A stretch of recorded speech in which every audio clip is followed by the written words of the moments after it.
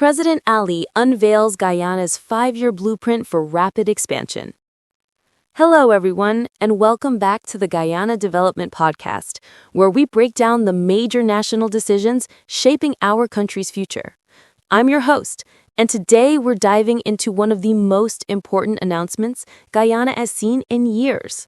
President Dr. Mohamed Irfan Ali's upcoming launch of a flagship 5-year national blueprint that promises rapid economic expansion and transformative infrastructure development. This episode is packed, so let's get right into it. A new era of national planning. On Friday evening, during the Guyana Oil and Gas Energy Chamber's annual awards presentation dinner at the Marriott Hotel, President Ali shared some powerful insights into where Guyana is heading over the next 5 years.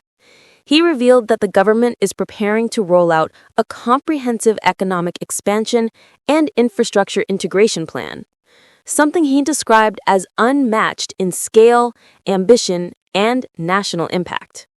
Now, if you've been following Guyana's development, you already know that we've experienced extraordinary growth in just a few years. But according to the president, what we've seen so far is only the beginning. In his words, this journey is now getting fired up. And based on what he outlined next, he wasn't exaggerating. The heart of the plan: Wales and Berbice. Let's talk about Wales and Berbice, two regions that are becoming the new powerhouses of the national energy and industrial ecosystem. Wales, the energy and industrial powerhouse.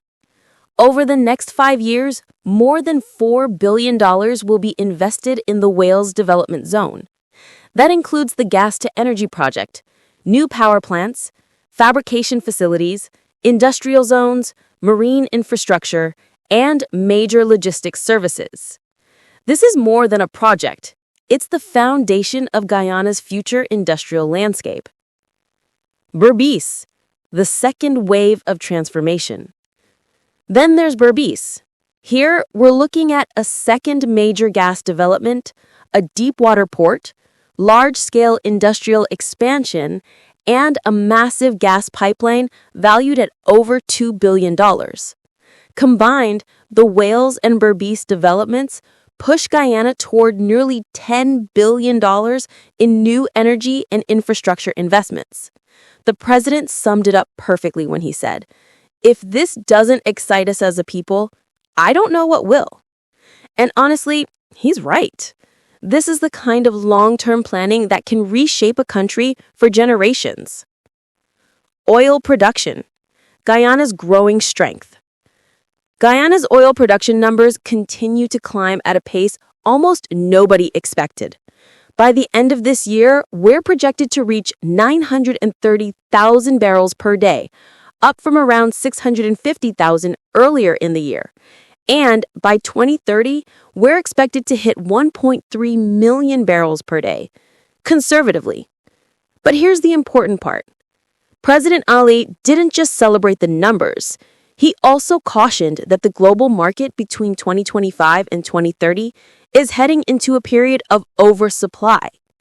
An oversupplied market means lower prices, more competition, and more pressure on producing countries. That's why the president stressed that Guyana must build a competitive, efficient, and technologically advanced energy ecosystem. This industry is extremely sensitive to price, cost, technology, and regulations. A global price shock can ripple through the entire economy. And that's why the government is focused on disciplined planning and risk management. Building the workforce to match expansion. Now, this part of the speech is something every Guyanese needs to hear. President Ali said the biggest complaint in the private sector right now is a shortage of human capital. In simple terms, we don't have enough skilled workers to match the speed of national development. And he's not wrong. Whether it's construction, engineering, oil and gas, ICT, hospitality, businesses across the country are desperately trying to hire.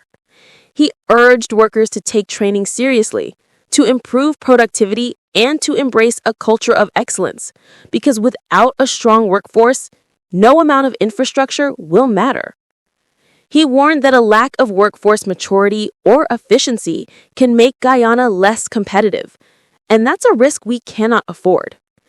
This is a message not just for policymakers, but for teachers, training institutions, businesses, and every young person planning their future career. A vision grounded in discipline. Despite the excitement, the president offered a wise reminder. We cannot be swept away by the tide of optimism. The country is growing fast, faster than most economies in the world. But with rapid growth comes risk, and Guyana's future success will depend on how well we manage that balance between ambition and discipline. The government's long-term strategy remains clear. Convert oil wealth into productive, long-term national assets, including roads, ports, energy infrastructure, human capital, and diversified industries. This is how you turn oil revenue into lasting national prosperity by building structures and systems that continue generating value long after the oil boom ends. The president closed his address with a powerful message. The economy is in safe hands. Your hands, our hands, the nation's hands. So, what does this mean for us, the people? It means that Guyana is entering its most transformative chapter yet.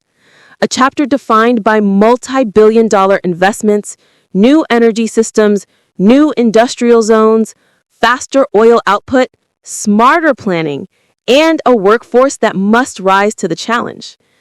This upcoming 5-year blueprint will guide the country through a period of accelerated change. And if it's executed well, it could set Guyana on a pathway to becoming one of the most competitive and diversified economies in the hemisphere. We are witnessing history, and more importantly, we are participating in it. Thank you for listening to today's episode of the Guyana Development Podcast. If you found this breakdown helpful, be sure to like, subscribe, and share so more Guyanese, both home and abroad, can stay informed. Until next time, continue to stay engaged, stay informed, and stay proud.